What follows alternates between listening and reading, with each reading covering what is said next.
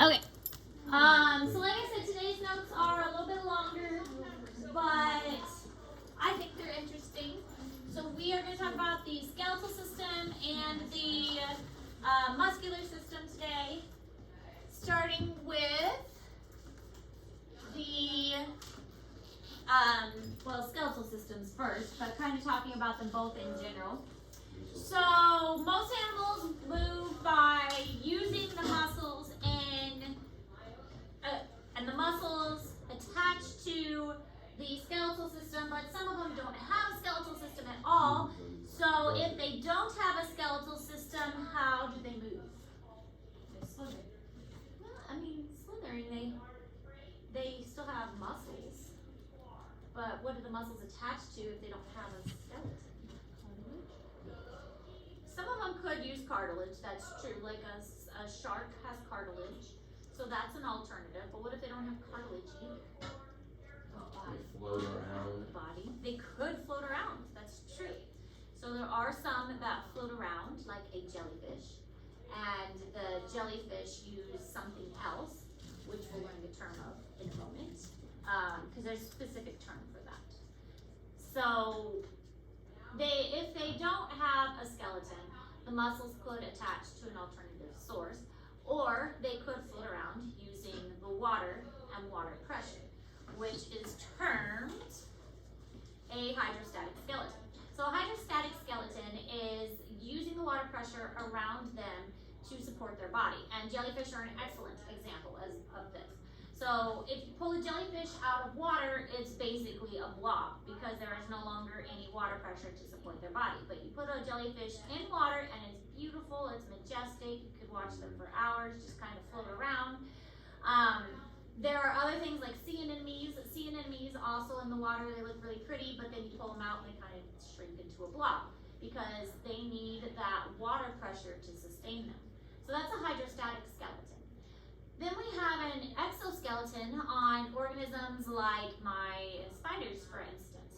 This exoskeleton is also going to be sustained by the hard outer shell, and the muscles are going to attach to the hard outer shell. So it's not attaching to bones, but the exoskeleton is what the muscle attaches to. So it's kind of the same thing, but kind of not. The muscle just attaches to the exoskeleton instead. And then of course we have the endoskeleton, and the muscles are going to attach to our bones and use the bones as leverage to pull back, pull against the bones in order to make us move. So different ways, but still kind of the same idea.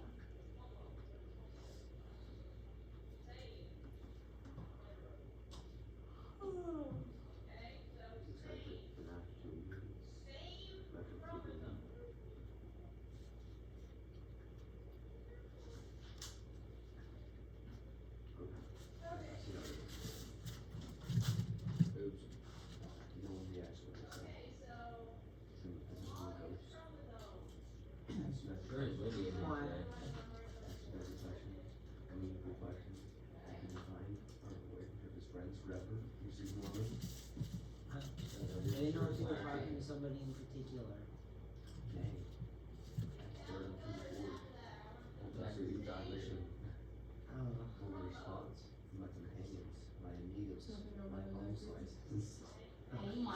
Stop staring at Nathan. Yet I had been forsaken by those I thought were You been what? I got the crack. What?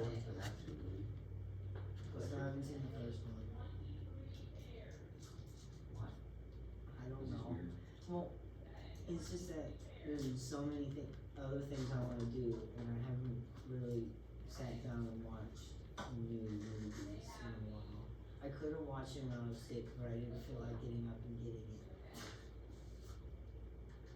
Real. Alright, so here's an example of a hydroskeleton. This is an anemone, and it has the tentacles out, so it's using the pressure of the water to make it move. And this is one at rest. It's kind of down and has all of its little tentacles tucked in. And this is a fly, obviously, and it has the muscles and it uses the muscles to help it fly by contracting against the exoskeleton. So as far as bones are concerned, most of the bones are very similar no matter what kind of animal it is. We all have kind of the same basic structures, skull, legs, these are called pelvic girdles, and these are called pectoral girdles. Spine, rib cage, all of those structures are generally the same with variations depending on if the animal is walking on 4 legs or 2 legs, if it's in the water, if it's on land, those kinds of things. So modifications to fins and other skeletal structures accompanied the movement from water to land. Organisms were originally thought to be developed in water and evolved later to come onto land. And that's what the first creatures were originated, was in water. And if you do end up taking zoology, we start at the most basic creatures, the most primitive animals, and then we work our way up to the most advanced. So we are, in my regular zoology class, we are just now getting into mammals. And we started with sponges, which sponges, by the way, are the most primitive animal. And so we worked our way up from sponges and gone through all of them in the right order, and it's really kind of interesting because we do a lot of dissections, and we've been able to see how they have changed from a really primitive worm was the first dissection we did, all the way up into, we just did a bird dissection earlier this week. So looking at comparing the insides and how they've gone from, 2-chambered heart or no heart to organisms that have now a 4-chambered heart.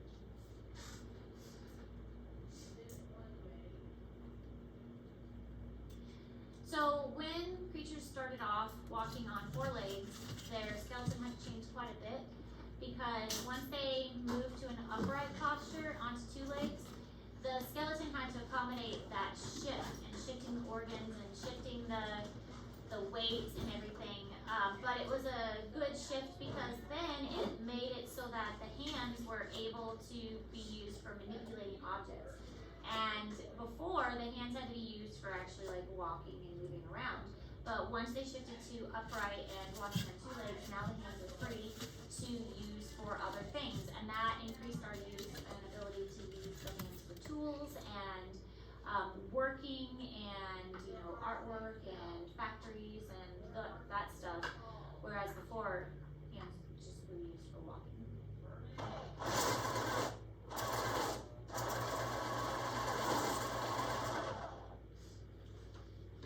Can we go back for some?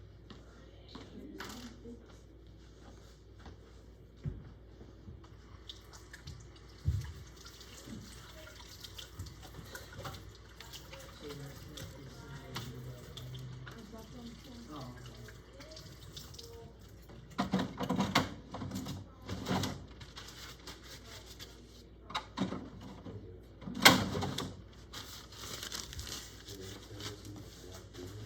Alright, so you do need to know some of the basic structures, but you should already know these because they are not terms that are surprising or anything. They're things that you should already know, like a rib cage. I mean, hopefully you know where your rib cage is. Yeah, right here. Cranial bones, facial bones. Now, if you take anatomy, we will obviously learn this in a lot more detail. You have quite a few, I think it's like 22 cranial and facial bones. And all I'm wanting you to know is cranial bone, okay? So obviously, we are keeping it pretty simple. Hopefully you know the patella is the kneecap. And the intervertebral discs are the parts of your spine, the vertebrae. Intervertebral discs are in between the vertebrae, and you have your vertebral column. The sternum is basically the chest bone. So a lot of these are hopefully terms you've heard before. So it may look like a lot, but it's really simple, and I've kept it very simplified. So then you've got, on the back, you've got your clavicle, which is actually not the back, it's the front. It's your collarbone. Your scapula is your shoulder blade. Humerus is your arm bone. You've got a radius and an ulna. Those are in your forearm. A lot of people get confused with the wrist. The carpals are the wrist bone, but the wrist is actually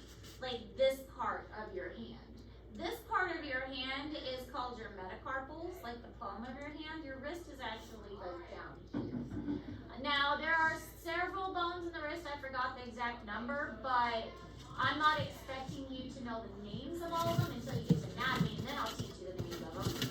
And but the metacarpals and then phalanges are toes and fingers. Both of them are called phalanges. Just like the tarsals are the ankle bones, all of the ankle bones have a name too. And again, for this class, all you need to know are tarsals. But in anatomy, I'll teach you the names of the tarsals. Then in the leg, you've got the tibia and fibula. Your tibia is your shin bone, the one that, is really pokey and hurts if you bang on something. And then the fibula is right next to that. And then you have your femur, which is the largest bone of the body. You have your pelvic girdle, which has several bones in there. And all I want you to know is pelvic girdle for this class. Anatomy, they all have names. So see, it may look like a lot, but it's not that bad. So You know don't most take of them. anatomy. What? So don't take anatomy. No, see, everybody is scared of anatomy and physiology. But to be fair, it's one of it might be the only 200 level class. In college, so you know how in high school you have freshman, sophomore, junior, senior? Okay, in college they have classes that are 100 level, 200 level, 300 level, 400 level. 100 level is freshman class, 200 level is sophomore class. Anatomy and physiology that I offer here is 200 level class. So it's basically a sophomore college level class. So everybody complains that anatomy and physiology is hard. Well, it's because it's a sophomore in college level class. So this is a 100 class. This is a 100 level class. Wow, okay, college. So this is a 100 level class, and I think pretty much every other class that's offered here is a 100 level class, except for anatomy and physiology, which is a 200 level class. Everybody complains that anatomy and physiology is hard. Well, it's a 200 level class, people. It's gotta be hard. I'm starting to think college isn't for me. Mm-hmm. But yes, most of the college classes offered here are 100 level classes. Except for anatomy and physiology, it's a 200 level class, and everybody complains. It's supposed to be hard. Anyway. Bone matrix is a collagen, fibers, and mineral salts. So the bone is actually kind of flexible and kind of bendy. And then mineral salts actually make it kind of hard. So it's kind of got a little bit of give to it, but I mean, it's gonna break if you bend it too much. Bones break. But the bone cells, there's osteoblasts, osteocytes, and osteoclasts. Osteoblasts build, osteocytes are the cells, and osteoclasts cut. So when your bone is remodeling itself, which it does all the time, especially when an individual is growing, like little kids, their bones are growing constantly. So the blasts are restructuring the bone, the clasts are also restructuring the bone. The osteocytes are the little cells. And the reason that one's in bold is because that's the one I really want you to remember, and that's the one that's probably most likely going to be on your test, is what is an osteocyte. And that's the little bone cells. So that's why that one's in red and bold. So, the cells are like the finished thing. It's what makes the bone. Those are the ones that are actually making the bone itself. I thought that was the osteoblasts.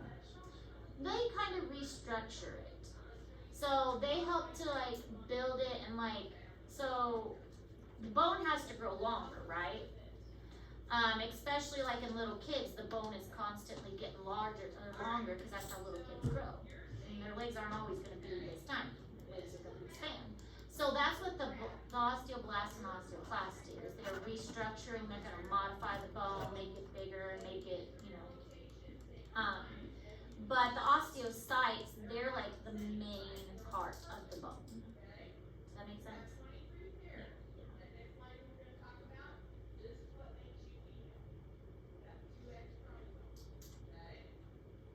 And also, as far as like class levels, my PhD classes are level 600 and 700.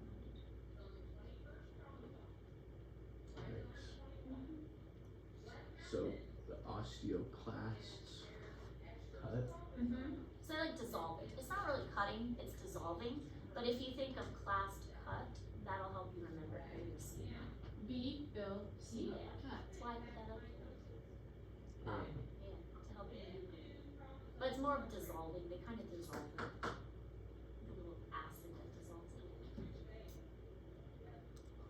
Alright, so this is what the bone actually looks like. And it's, again, lots of terms, but the one I want you to remember is the osteocytes here.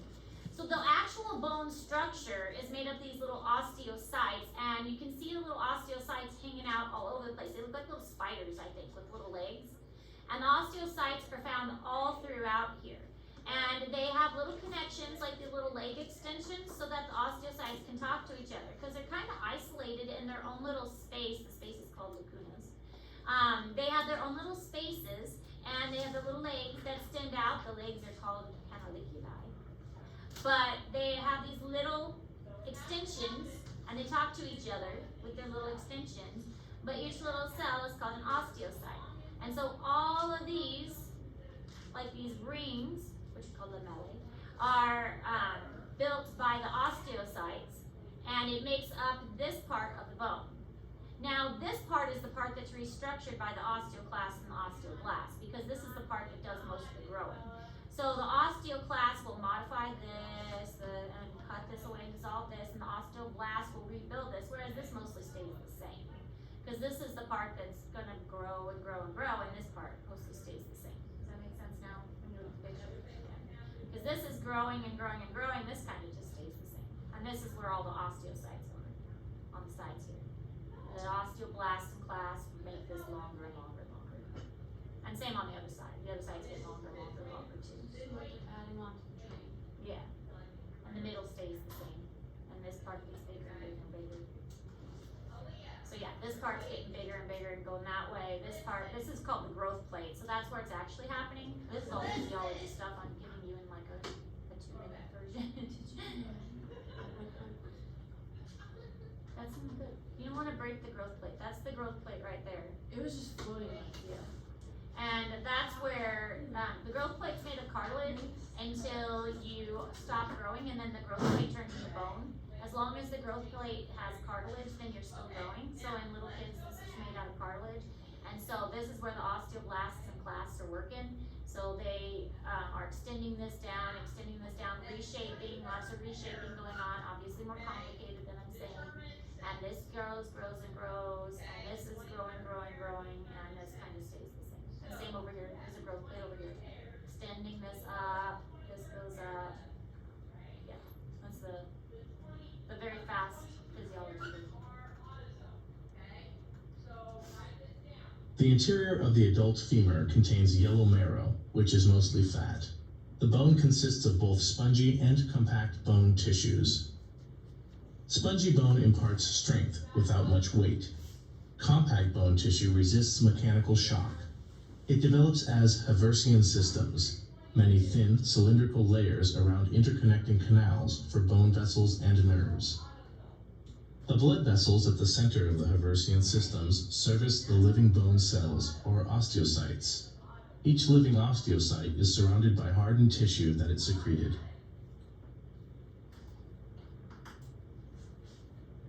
I think the osteocytes are cute. Look at them all.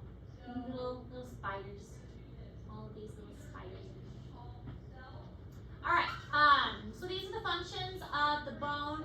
Movement, of course, although they're not the ones actually doing the moving, they're being moved by the muscles.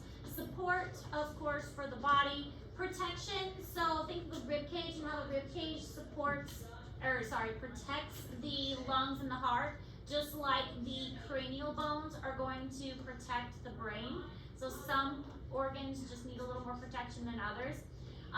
Mineral storage, phosphorus and calcium especially are stored in the bones, and sometimes our body will draw from that storage when it needs it, especially when women are pregnant. The babies will steal whatever minerals they need from the mother, and bones become very brittle during pregnancy. Blood formation takes place in the bones also.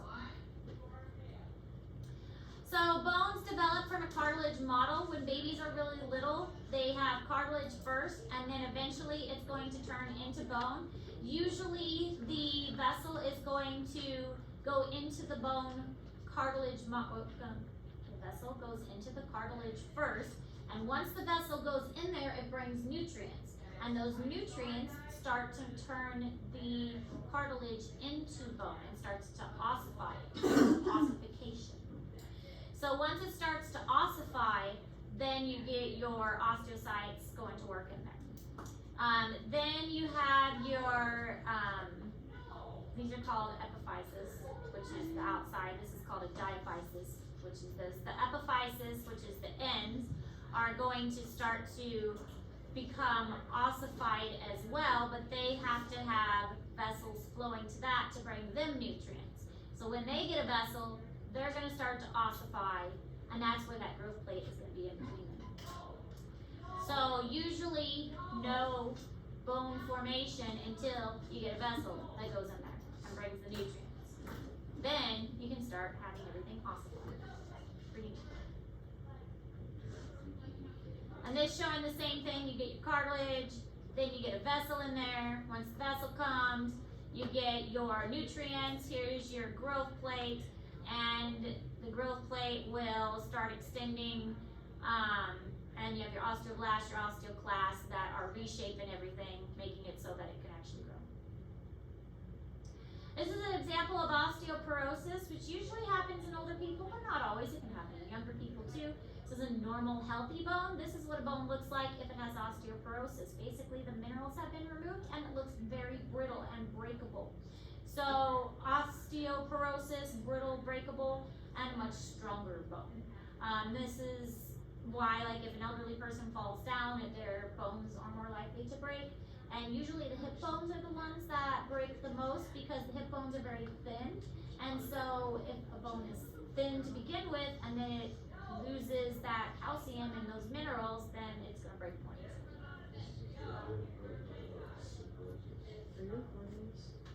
Yes.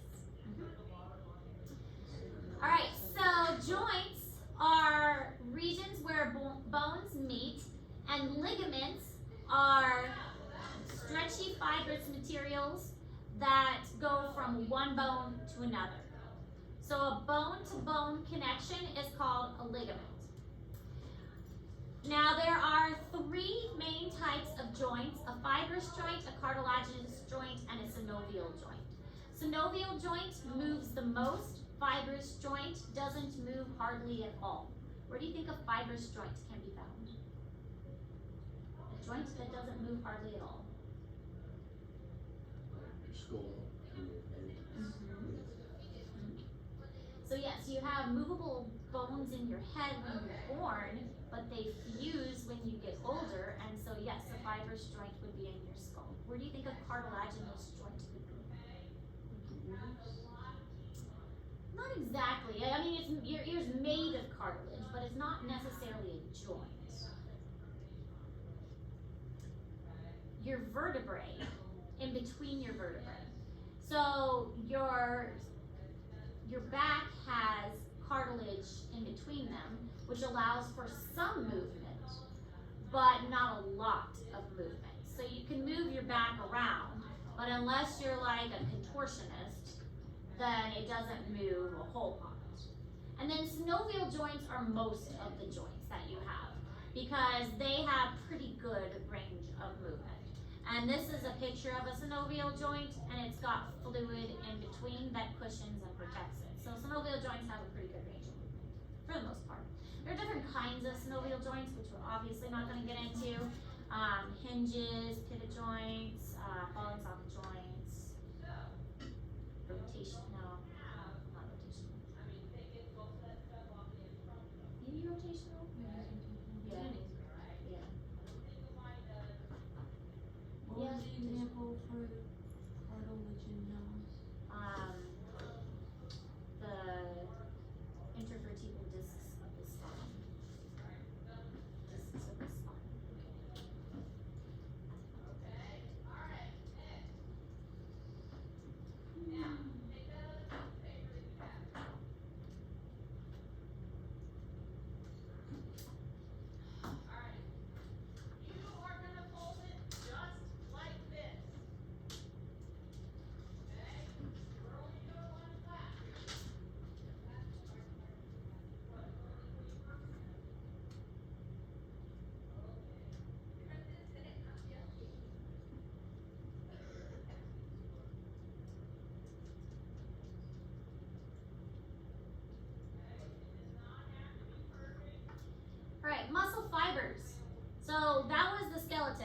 we're moving on to the muscles.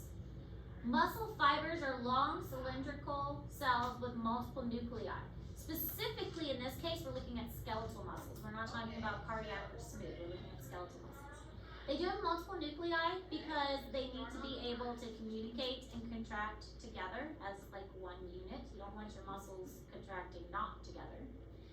Tendons are muscle to bone attachments. Now we mentioned that ligaments were bone to bone attachments. Tendons are muscle to bone attachments. Muscles can only contract and relax, they do not lengthen. We mentioned that yesterday. If I'm repeating it multiple times, do you think it'll probably be on the test? Yeah. Alright. Probably be on the test.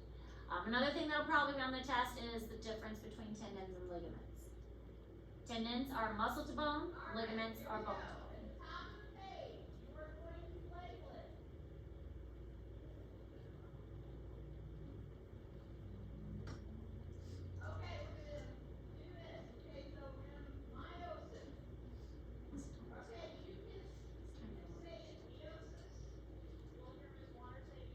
Well, someone on the radio just in this Bible class,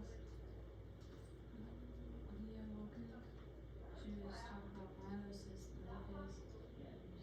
We did it. No, we haven't. I have. You haven't. She's asking me, and I was like, you don't want me to help you. We did ours, well, we do ours in a very different order.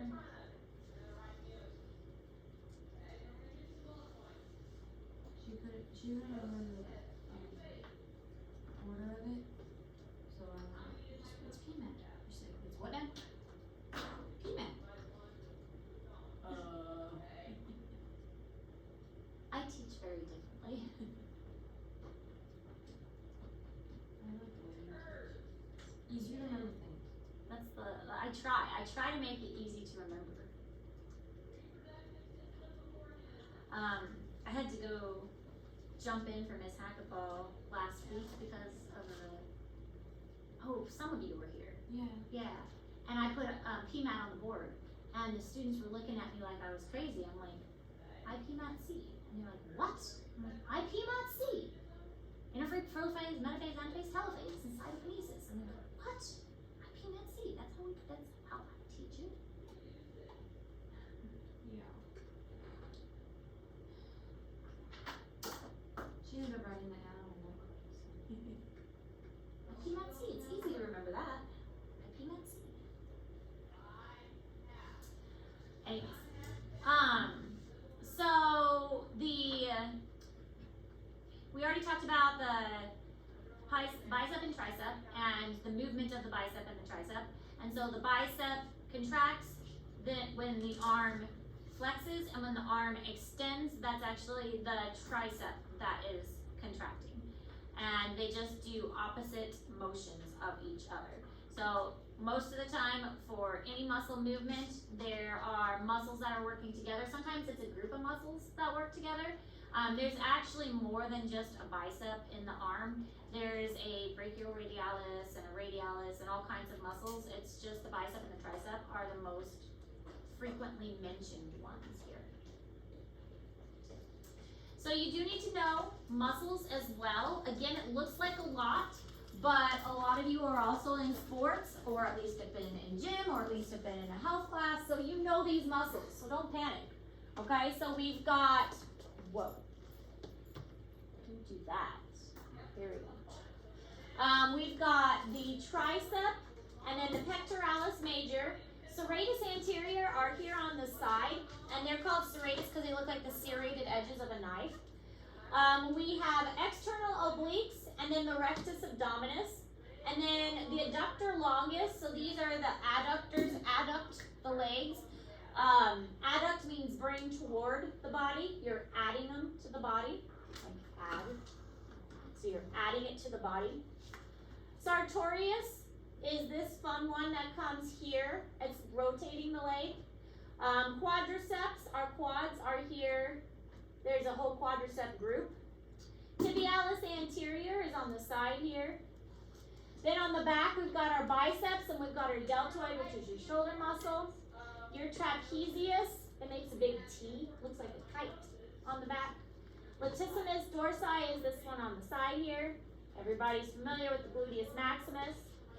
You've got bicep femoris, and then you have your gastrocnemius, which is your calf muscle, and then your Achilles tendons, which connects the calf muscles to the back of your foot. We need to know all these muscles for the test. You already know these muscles. Well, We the need to know where scientific they are. name. Yes. But you already know these muscles. Well, I knew. I'll remember the gluteus maximus. That's probably the only one I'll. You know these though. We need to know the names of the muscles. Yes. I don't even know something. But you know these. Okay, but I need to study these. Yes, but you already know them. Yes, you do. No. That's not how it I didn't even learn some of these in athletic health and wellness, and we learned like 25 of the major muscles. These are the major muscles. I didn't learn some of them. You guys. If it helps, I'm This not is worried about posted, them. right? It's already posted. But to be fair, there'll probably only be 1 or 2 questions about them. So I wouldn't stress too much. 1 or 2 questions, it's list all of them. Do we need to There's label gonna all be- of these muscles? No, you're not going to label all of them. There's going to be 1 or 2 questions. Maybe. Like, Yeah, give me 1 an or 2. example. What is this one? Can't read that, I have glasses. Take a while. I see Dory. That is all I see. Your dorsal fin. Your dorsal fin? All right, so the joint. The joint is really cool because I particularly like these bursae. The bursae, I think, play a really important role that is underrated because when you have 2 ropes that rub against each other, what happens? You get hot. They do, and they create friction, and if the 2 ropes rub against each other for a long time, eventually they're gonna fray and one of the ropes could even break off. So the same thing is happening in your bodies at your joints. You have tendons and ligaments that are basically rubbing against each other every time you move a joint. But you have these really cool things called bursae, and the bursae are these little pockets of fluid that separate the tendons and the ligaments. And by separating the tendons and the ligaments, they prevent that friction. So the bursae have synovial fluid in them, and they separate those tendons and ligaments so that they are not creating friction. So in the synovial joints, you have synovial fluid as well that prevents the bones from kind of mushing together, and they create this impact-resistant area so the joints don't hit each other. So you have the bursae, which prevent friction, and you also have synovial fluid that prevent the bones from hitting each other and also nourish them. This is cartilage, because your bones also have cartilage on them so the bones don't rub against each other. But I really think the bursae are cool because our body thought of that so that we wouldn't like ruin all of our tendons and ligaments.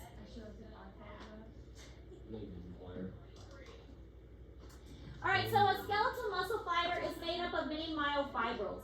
Again, it's like bundles of bundles of bundles. We have a myofibril, then we have a bundle of those, this is the cell, then you have a bundle of those, and you have a bundle of those. Really kind of like, let's just make lots of bundles. And because scientists like to name everything, if you haven't figured that out, this has a wrapping around it, and the wrapping has a name. And then this has a wrapping around it, and the wrapping has a name. So the bundle has a name, and then this membrane has a name, and then this bundle has a name, and this has a name. They all have names. Everything has to have a name. I would hate to be adopted. Everything's got a name. You guys remember Anna and Waylon Frost? Yeah. I saw a picture of Waylon Frost on. Massive. Yeah, he's huge now. Yeah, I used he's to talk to swole. Anna. He looks like, Snapchat. She wore a dress to school. Tyler. Do you remember Tyler Willix? But like bigger. Have you guys ever seen Anna in a dress? I don't. When we were in like kindergarten. I remember when she was in a dress. I saw wheelchair. picture, she was dresses in a heel. I was like, I've never seen her in anything. She was most definitely tomboy, all tomboy. Okay. Okay. I'm just. I miss Anna. She was really funny. She was. I played Fortnite with her. Me too. Alright, so just another example of bundles of bundles of bundles. It is, it's lots of bundles. So this one is the functional unit of a muscle. It's called a sarcomere. A sarcomere is what actually makes a muscle contract. So it's got lots of names. You don't need to know all the names. But when the sarcomere contracts, sometimes when you squeeze your muscle tight, you literally cannot squeeze your muscle anymore. That's because you actually can't squeeze the muscle anymore. I mean, it can't get any tighter. The pieces cannot get any smaller together because these areas, these are actin. The actin cannot get any closer together. So the actual functional unit of a muscle is called a sarcomere, and the sarcomere is what makes the muscle contract. And that's why muscles have these banding patterns that you see on here, is because of the sarcomeres. The sarcomeres is what give them this banding striations.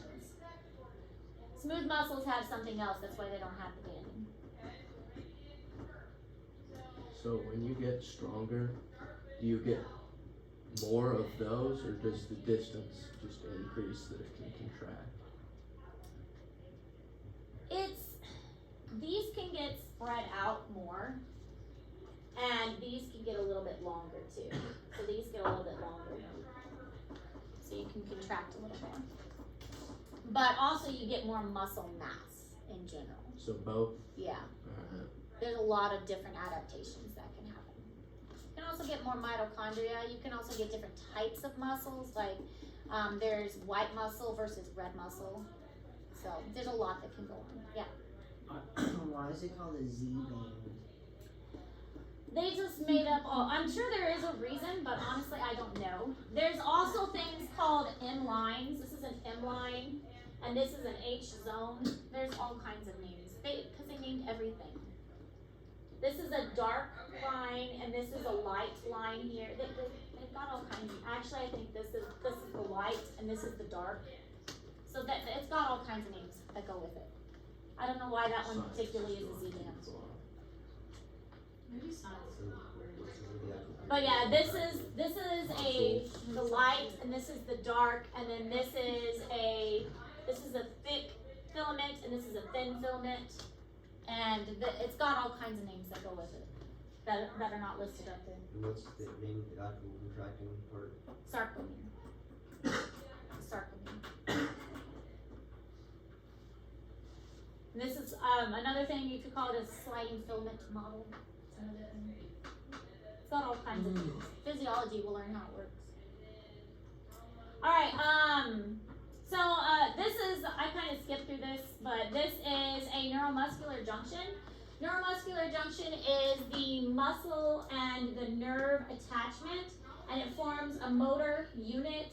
That is where the nerve comes in and attaches to the muscle and sends a signal to it, and it creates a muscle twitch. And one muscle twitch is basically a stimulation. It stimulates the muscle and creates a muscle twitch. You add enough of those stimulations together, it can make a sustained contraction. So enough sustained contractions can cause tetanus. I'm sure you've heard of tetanus. Great times. Most people have heard of it, but they don't know what tetanus actually is. Rust? It has to, I mean, it goes with rust a little bit, but I thought it was like a disease. it's a toxin that gets in your bloodstream. Oh.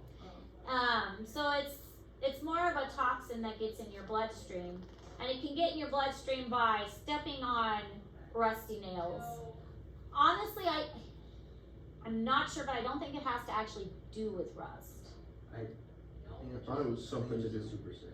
Yeah, I don't think it actually has to do with rust. Just that rusty things are often in unclean areas. Yes, I think that's true. I don't think it actually has to do with rust.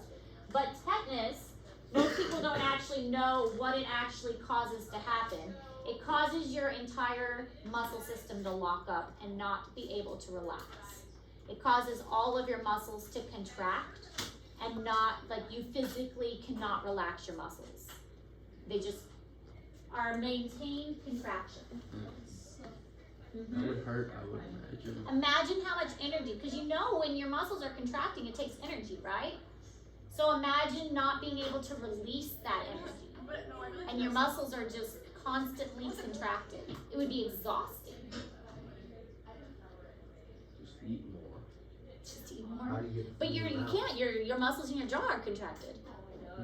Just drink. Have someone feed you. Ow. How do you- how do you I mean, swallow? maybe through your nose, like a tube through your nose. So how do you swallow? But yes, if all your muscles are contracted, would your stomach be able to contract? No. I don't know. Peristalsis? Jeez. You would die of starvation and dehydration. You probably Die just of die of tetanus. energy first, because you run out of energy. Yeah, I think Yeah. when people like get tetanus. What? What I always believed was there was like a microorganism I thought it was that like a- produced a toxin that made us contract. That may be right. I'm not sure honestly, but that sounds right. Jeez. I don't think it's actually rust. So this is how the contraction works. You have a stimulus that causes a contraction, your muscles contracts, it reaches a peak, and then it relaxes. However, if your body keeps sending signals to contract and you don't allow yourself to relax, you can actually increase that contraction. So this is like if you're doing, what's it called in gym when you do, like you don't allow yourself to relax between, Superset? sure, I don't know, but when you don't allow yourself to relax and recover and you make yourself keep pushing. Sure, I think it's isometrics.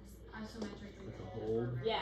You don't allow yourself to relax and you keep pushing, that makes your muscles work even more. That's basically what's happening here. Now if you do that too many times, your muscles don't have any control and they just maintain that contraction. Is that why, like, It's like a sometimes cramp. after sprinting, like, my butt hurts, and, like, it just feels like I can't relax? Yes. Is that like, but that would go away, right? Eventually, Alright. if you allow your, because eventually your muscles would run out of energy. Which Right. brings us to the next thing, which is how do your muscles get energy? Oh, no. This again? What do you mean this Probably again? left this fine. I feel like we've already gone over this. Well, like, that's why we're concept. not doing a whole lot. Aerobic and lactic fermentation. Your muscles need a lot of energy. They need a lot. So we can do aerobic or lactic fermentation. And we all love lactic fermentation. I've heard Logan loves that.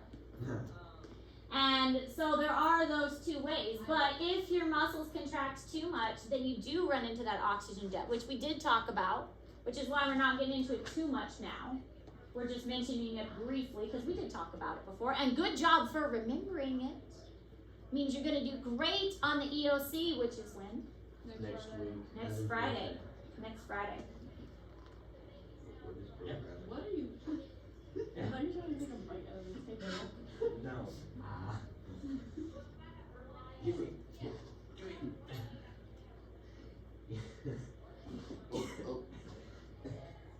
Jeez. And then the next slide, I don't think you have to write anything down, but I wanted to show you the picture that was on it because you'll find it interesting. Let me write first. Let her write because we're almost out of time. Yeah, Belle's gonna bring. You're being a distraction in this learning environment. Oopsie. Oops. Better get out of the way. I forgot we're recording now. Standing for it. They only need one frame. That's true, and then they can pause it. Yeah. Make them spend like 15 minutes. Record it in 12,000 frames a minute. Or a second. One time a couple times, I accidentally recorded in slow-mo, and I'm like, why is this video taking so long to upload? It's because it was like a 2-hour video, because I recorded it in slow-mo. And the lights were flickering. The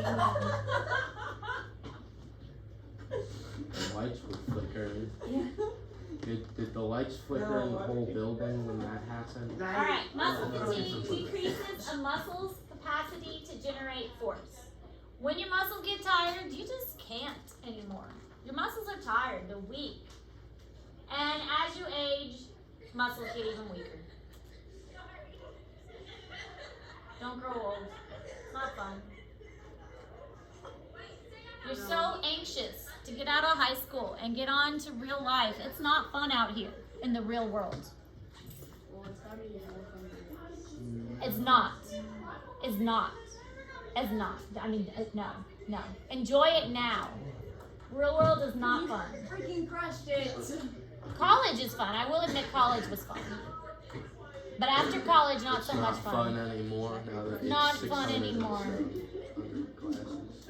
No more parties. Well, at least as an adult, you can buy yourself a birthday cake.